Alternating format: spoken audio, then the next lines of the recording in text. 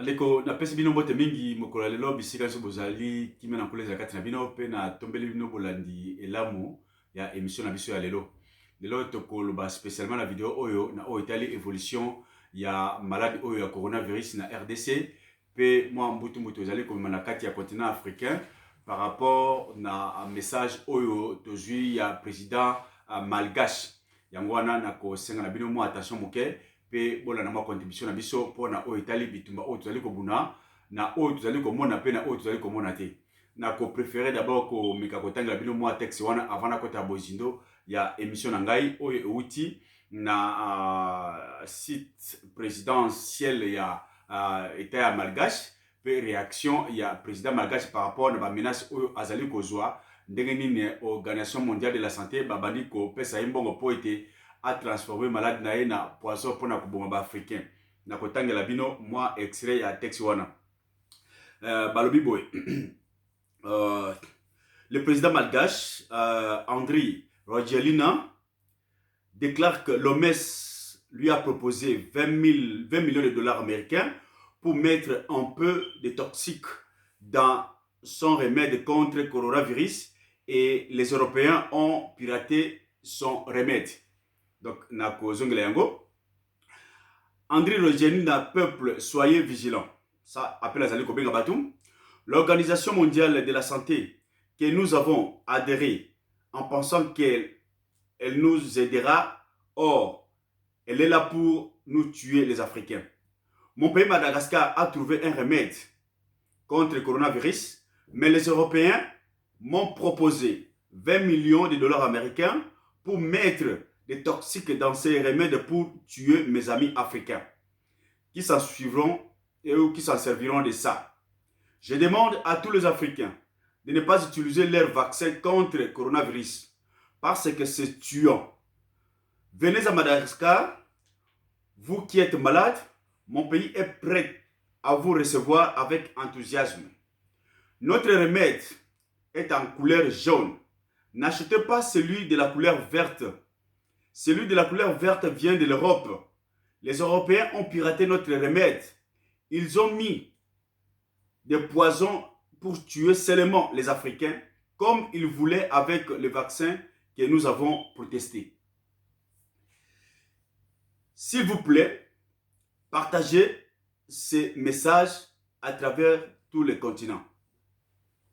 Ça, c'est juste un extrait. Il y a un message. En général, le président malgache a outi kozala contacté na ba OMS o ba pesiye 20 millions de dollars pour na kozwa moral na ye ko corrompre pour na kotia toxique na kati ya kisi oyo ye asili kozwa ya tisane pour na ko combattre maladie ya coronavirus. To komeka ko analyser le ko na message wana et puis ko pesa n'est-ce pas point de vue na biso lelo.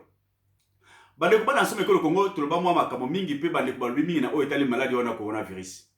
Tolobi ete maladi wana tango biso tozali kozwela yango lokola maladi pandémique normal ekweli biso na mokili ezali epe ya bato mosusu surprise te ezali eloko oyo ezali na bisika mosusu bien préparé et ezalaki concis pour na ba objectif moko précis na kati ya mokili oyo. Tolobaki na ba émission précédente ete bato oyo basimi nkite ya mokili oyo bato ya mbongo mingi bato o bazana ba influence na ba décision oyo ezali kozoma na ONU bato wana balingi ba diriger monde ya lobby o babengi l'ordre du monde nouveau ya lobby na ndenge na bango et l'objectif n'est-ce pas de cette malignité ezali comment ko réduire o babengi ba bomati ya bato.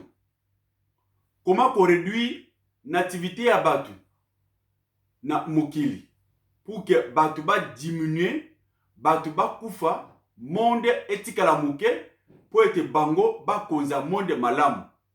Et moko ya kobanga eloko ezali augmentation ya population africaine. Pas maté population africaine ezali komata mingi. Et constat esalemi ete na mokili ya mindele ba africain ba komi koya ebele pe kokota ko pénétrer na ba bisika oyo ezalaki interdit na ba noir sima ya lobby. Yango, qu'est-ce qui arrivera après 15-20 ans? Kobanga bomati ya poso moindo na kati ya système ya gestion ya monde. Et ça li ete baluka ba manière nyonso pona ko éliminer bomati ya bomoto na bango, bomati ya popularité na bango na mokili. Yango wana basali nyonso pona ko sala ba vaccin via virus wana oyo bango ba lengelaki yango na ba laboratoire na bango pe oyo na kanda na mokili oyo na punition ya Nzambe e balukeli bango bakomi ko perdre contrôle pona ko silisa yango etindi ete lelo oyo biso ba noir to banda ko telemela ba plan mususu machiavélique na bango oyo surtout tali ba vaccination. D'abord moi rappelle moke na Italie ONU ndenge biso toyebi ONU ezali lisanga oyo ba pays nyonso ya monde et ndimami kozala bomoko Organisation des Nations Unies ba pays nyonso oyo ezali indépendant na mokili oyo basanga na kati ya organisation na tobengi ONU. Pour ete ONU ekomisa misala na bango na kati ya ba population lokola ngai nazali awa lokola yo ozali kuna pour ete yo omona ba acte ya ONU na bomoi na yo ONU amipesi asali ba organisme msusu oyo ezali kotambola na makanisi na ye pona ko komisa lisalisi na ye na bato nde na uti koloba yango na kati ya ONU tozali na ba organisme oyo lokola lelo tozali le demain lobi tozali le 1er mai tofingaka fête mondiale ya travail ONU pa asali na makambo etali ba travail ya bato ndenge nini bako kofuta bato ndenge nini bako ko employer bato na kati ya ba entreprise ndenge nini ko sala soki ozwami na mbeba na kati ya entreprise ndenge nini ko revendiquer ba droit na yo basali babengaka organisation internationale ya travail moko ya branche ozali ko travailler sous mandat ya ONU pona ko salisa bana mike na hôtel éducation malade na bango pe ba projet na bango basali organisation lokola UNICEF basali organisation lokola UNESCO pona kotala hôtel ba culture éducation ya batu basali UNESCO basali hôtel par exemple na makambo mosolo Fonds monétaire international Banque mondiale pe ba ko sala na hôtel makambo par exemple le programme ya ba kolia alimentation basali PNID pe ba ko sala hôtel makambo santé lokola tozali le cas coronavirus hôtel OMS. Donc ba organisme wana ezali ba organisme oyo ezali ko travailler na se ya Nations Unies pona ko komisa misala ya Nations Unies na batu na mokili. Yango tozali na ka ya OMS, Organisation mondiale ya santé. Tango maladi ebimi na mboka, epidemie moko ebimi na mboka. Soki gouvernement ya mboka wana asali neti kozanga contrôle na yango, Nations Unies azali capable ko intervenir pour la kosalisa gouvernement wana. Ezala na niveau local ou bien na niveau sur le niveau international. Alors Nations Unies a ko intervenir via ba service ya OMS pour na oitali maladi. Yango wana Nations Unies nde na oti koloba na ba organisme parallèle wana e fonctionnaka ndenge nini? E fonctionnaka na mbongo ya ba état. Ba état membre oyo ba s'adhérer bazali ba membre ya Nations Unies ba pesaka ba contribution na yango na bango pardon chaque année pour na ko soutenir organisation na etambola malamu. Alors na ko pesa mbongo wana ba pesaka chaque nation ezali na pouvoir na yango selon ko pesa mbongo ezali ko pesa. Yango na première nation oyo epesaka mbongo mingi na Nations Unies ezali États-Unis. Boka ki lobby sima lobby président Trump a eu décision était akata ndambo ya mosolo azali ko pesa na OMS pa mabate abana ko mona ete mosala OMS azali ko sala par rapport na maladie oyo ezali ko tambola na malamu te par rapport na ba intérêt ya américain, c'est-à-dire politique ya OMS par rapport na Chine, par rapport na ba pays oyo ezali contaminé. États-Unis c'est pas na ngote alobi bon ndeko zali ko kenda nazali ko sepela ngote na kolongola ndambo ya mosolo oyo nazali ko pesa yo. Ba organisme na pesa li ko biga susu na oyo etali ba individu, c'est-à-dire bato moko isolé bazali na mbongo mingi ba milliardaire bato ya nkita mokili oyo ba pesa rappel contribution na bango pona ko soutenir ba fonctionnement ba organisme wana ezala Banque mondiale ezala ba UNESCO ba UNICEF nde nauti kotanga ezali kofonctionner pe ba mbongo ya ba individu na ba fondation Songolo, Fondation Pakala, bango po kopesa ba contribution na bango na ba organisme wana. Yango boyoka kimbaleleki bato mingi bazali na ba réseau ko se lamenter que crier comment pays lokola Rwanda ezwa aide ya OMS na valeur ya 109 millions pour na combattre coronavirus, mais la grande nation lokola RDC ezwa 47 millions. Pourquoi? Ingratitude na ba inabiso. Non.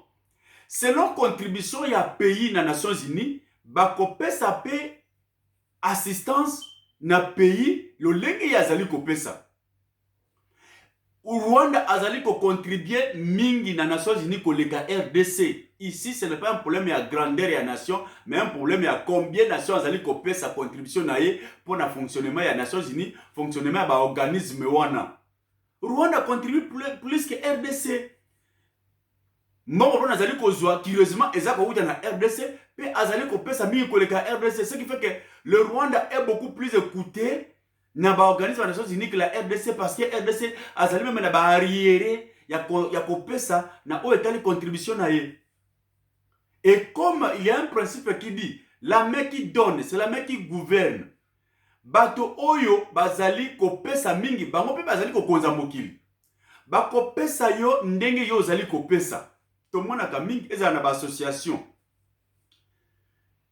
ezala na ba contribution familiale soki likambo kwei. Soki yo pesa kate yo ta okozwa likambo bakopesa yo te, soki opesa ka muke bakopesa yo pe muke. Voilà pourquoi RDC apesa ka muke, apesa ka mingi te na ba contribution à fonctionnement ba organisme na Nations Unies. Peta makambo kwei bazali kopesa yo pe muke par rapport na Rwanda. Donc à quelque part où ce n'est pas une injustice internationale. C'est normal, c'est comme ça que biloko les allait fonctionner. Donc, ndena uti koloba. Tango bato oyo bazali ko pesa mingi.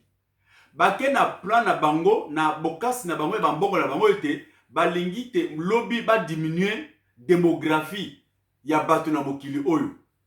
Et que ba concevoir virus wana ezala moko ya ba élément oyo via yango bakokenda na ba vaccin na bango pona ko diminuer bato spécialement na Afrique.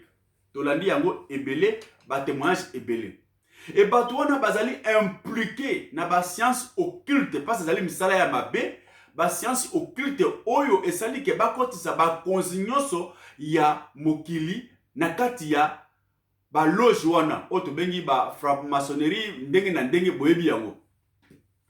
Na balance na vidéo uti koleka awa ndenge nini mokonzi ya Congo oyo lelo azali kokamba Congo ba bengi Félix Tshilombo azali kozala introniser moko ya bato na kati ya franc-maçonnerie to tchaki yango. C'est-à-dire ordre oyo ezali na kati ya bato bazali kokamba mokili oyo pe balingi ete lobi ba diminuer démographie ya bato na kati ya mokili. Bana ya somme ekolo Congo. Tango yo ondimi kosalela bato na kati ya ba science occulte wana. Et que bato wana ba dimi ete ba pesa vaccin pona ko diminuer bato na Afrique yo pe ondimi yango. Conséquence ezali nini? Ezali c'est que population na yo okokaba yango, c'est-à-dire yo zali président bato wana bazali lokola baumbu na yo oyo okokamba bango à tout moment na ba maître na yo o ba pesi yo mission wana.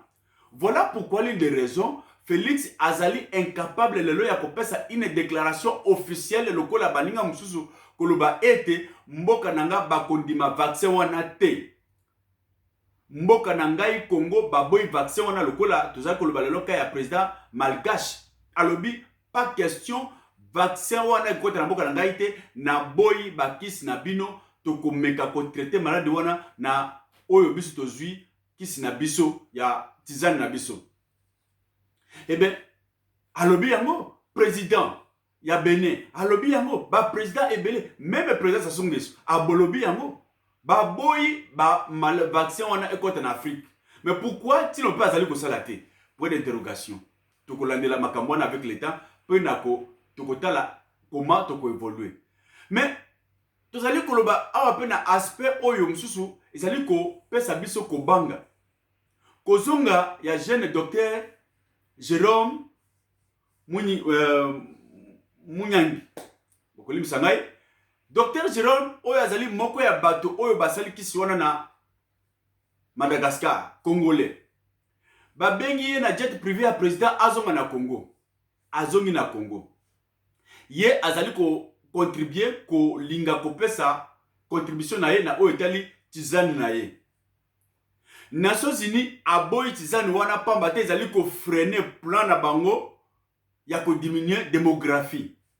Il fallait basala tout po babebisa projet wana. Mwana ya somme ekolo Congo oyo azali tête motrice ya eloko wana yo obengi ye.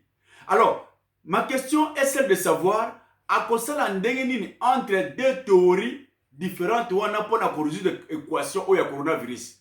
Moko alobi il faut ko simba kisi na biso moko to sala traitement na biso moko to bengi tizane na biso. Nations Unies alobi ete to kosala yango te, il faut to sala vaccin. Vaccination contre coronavirus. Docteur Muyembe Oyazali responsable ya lutte contre maladie wana andimi pa azali ko reconnaître peu importe ay ko démentir après pression sociale que il faut ko sala vaccin oyazali unique moyen baboy bandima kisi ya leki kisi ya mwana na biso oyo asali eloko ya munene na kati ya mokili oyo. Position ya Félix kozala nini entre deux réalités wana. Tozali pe ko banga lelo sima lobi soki te jeune docteur Jérôme akozala pe moto oyo bakosomba po ete aboma elan na ye aboma ba effort de recherche na ye po ete aya kokota kaka na circuit ya bato oyo bazali kondima vaccination eya na kati ya mboka Congo spécialement na Afrique.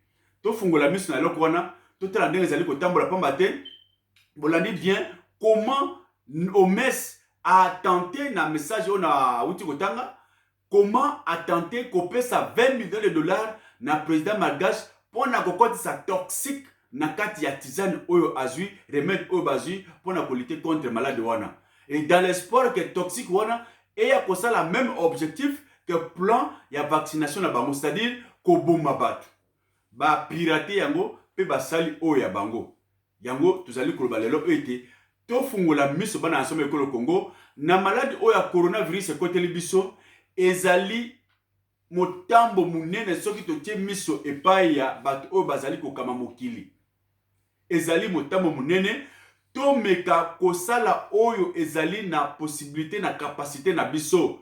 Nous ne sommes pas aussi naïfs ya ko luka solution na likambo ekweli biso.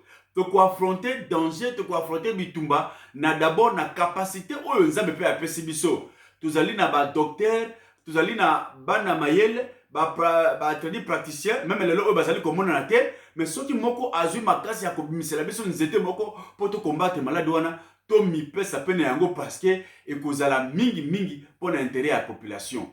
Mondele azali na ba plan ebele pona ko boma kosilisa biso. Botika ko zua ba vaccin wana ezali koya wana ezali pona intérêt na biso te. Bomi batela na malade wana ndenge bato bazali koloba mingi boye ba ko garder ba oyo etali précaution hygiénique oyo etali ba confinement ko vana na ndako ko bimate soki urgence ezali te kenda na place moko déterminé pona koluka eloko ezali koluka pe se protéger na nzela lata masque na yo tika kosimba moninga na maboko tika kosimba moninga na elongi kopesa mbote ya elongi tika kosolola munoko polele sukola maboko na yo ezali ba précaution oyo esengeli na moto nyonso ko respecter pona ko sala face na malade wana solution mususu ezali te na oyo tali kisi to meka oyo ezali na capacité na biso to bengi ba tisane na biso ekoyi pe ko bikisa biso mondele ako pesa biso solution ya malamu na malade wana te parce que dès le départ il y a intention de nuire, intention ya kosilana na ba noir yango bana nsome ko le Congo botala à quel niveau kande ya munguna ezali kosila te pona o etali vaccination na ye na kobuma biso lokola amonike ba africain ba telemeli ya bomi a changer version lelo oyo asala pe kisi pirater par rapport na oyo bimi pona koboma ba africain pe kotia ba élément toxique kotia poison na kisi wana pona ko boma ba africain ba kozo yango bofungola miso bisika bozali tant bozali même kosoma batizani wana botala réellement origine yango ndenge communiquer oyo uti koloba oyo ezali ya jaune nde ezali oyo original outi na Madagascar bisika wapi mwana mboka asali musala malamu pe oyo ezali ya couleur verte ezali oyo bakadi ya mpemba oyo bazali kosala batie ba toxique pona ko boma biso bofungola miso na bino elela pongite pona oyo etali bomo ya bana tolobaki bien bato bapesi biso ba kobanga mingi bapesi ba communiquer pona ko hypnotiser biso ke tango malade ekoma na Afrique ekozala hécatombe ekozala scandale bato bakokufa ndenge na ndenge ba dévancer biso mentalement moralement pona kolakisa ete il faut topesa bino vaccin on a protéger bino parce que bokokufa ebele bozali na ba conditions hygiéniques ya malamu te mais bisika ba conditions hygiéniques ezali malamu bato bakufi boni Chine, France, Italie, Allemagne, États-Unis ezali bisika oyo ba conditions hygiéniques ezali malamu mais bato bazali kokufa boni. Alors, ceux qui na Afrique ba conditions ezali mabe pe bato bakufi mingi où est le problème? Parce que si bato bazali malamu bazali kokufa mais ça ne génère pas que si bato bazali malamu kovana malamu te bato pe bakufa mais il y a une chose Nzambe azali capable pe kotia confusion na lobaki na émission moko passé na pesa ki illustration oyo tomonaka mingi moi ezali makasi ou bien vous les allez kobeta makasi mais kokuta place moko boye vous les allez kobeta te partout vous les allez kobeta mais na quartier moko boye vous les allez kobeta te ça arrive ceux qui voulaient en beti makasi dans le monde entier Dieu est capable à arrêter vous là na quartier babengi Afrique bakozila bato bakufa bakozila malade na pe kosila be bato bakufite pe batuni le miracle africain c'est possible alors miracle africain ekobana d'abord na confiance oyo biso kopesa na ba génie na biso na confiance oyo biso kopesa na nature oyo nzamba pesi biso ba nzete na biso soki to mipesi na yango na losambo tokolonga épidémie wana tokolonga malade wana ya coronavirus tokolonga yango topesa confiance na bana na biso topesa confiance na médecine traditionnelle na biso topesa confiance n'est-ce pas na oyo nzambe apesi biso nde na uti koloba ekozala pe eloko oyo lobi mokili ekozala prix na ruse na yango moko celui qui croyait prendre ye moko kozala prix na piège na ye et Afrique sera sauvée Afrique ekobima na kolonga na maladi wana tokolonga maladi wana soki tozali bomoko pe totiki mayele mabe ya bato yango wana bozali koyoka partout na mokili bazali konganga ke to se détacher na mundele alingi biso te ba pays francophone oyo bazali lié na ba France CFA à maintes reprises to landi ba communiquer pe to si plan économique et la kisi était France CFA on ezali moko eloko oyo ezali ko vandisa Afrique et que na liboso te boyebi malamu soki lelo France ezali moko ya ba pays mitano ezali na nguya mingi na mokili c'est à cause ya ba contribution parallèle oyo ezali kokuta na ba pays wana ya France c'est pas parce que le fait que bozali kozwa bongo wana bozali pe na ba droit ba taxe oyo bozali kofuta et biloko wana ezali kosala ke yango pe ezala makasi soki lelo oyo bakati ba mbongo ya France CFA France akozala oyo akozala lelo te toyebi yango force ya ebale ezalaka na ba place ma ezali kouta tango ebale ezali makasi eloko lepesaka ebale rivière makasi ezali ba source na yango sika ma ezali kouta soki ba source ezali kofournir mai ebale pe kozala makasi soki ba source ekatani ebale pe kozala makasi te ba source ya France ezali koma ezali ba pays africain ngelo tous ces pays africains soki ba boy lelo France pe kokita ba pays mingi kokita lelo bazomona ba pays puissant et ko diminuer alors tous la mayele peuple africain et maël ali bosse ko bada il faut se débarrasser na ba président oyo bazali wana lokola ba gouverneur ya poso pembe ba président oyo bovandi wana bazali wana ba étiquette bazali toujours kozela muzungu alobi nini mundele alobi nini pour que ba se destiner à pays africain ce sont ces traîtres là oyo tozali lelo ko combattre na Afrique spécialement na mboka pe lokola mboka Congo na mboka mingi oyo bato bazali na pouvoir bazali toujours bato oyo bawutaki na volonté populaire te le fait que la population a voté bango te bazali bato bazali kozwa ba injonction na bato ba tie bango na pouvoir oyo tozali kobenga ba impérialiste mindele. Yango wana bana sema que le Congo tozala bomoko to fungola soumiso. Appel autre zali ko lancer awa ezali pona bino ko fungola soumiso. J'ai béni l'Éternel parce que batutu basi ba yebi yango que vaccin et coupé sa matin en Afrique, spécialement dans le Congo, beaucoup de gens pe moto na moto ayeba ko se protéger et en plus il peut couper sa confiance na bakisi na biso. Que Dieu vous bénisse. Bisika bozali ko na biso peut te kolembate, tous à la brancher, peut te bengana, tout ina ba information pour l'intérêt et à peuple africain. Que Dieu vous bénisse une fois de plus. Ingeta, ingeta, ingeta. Merci.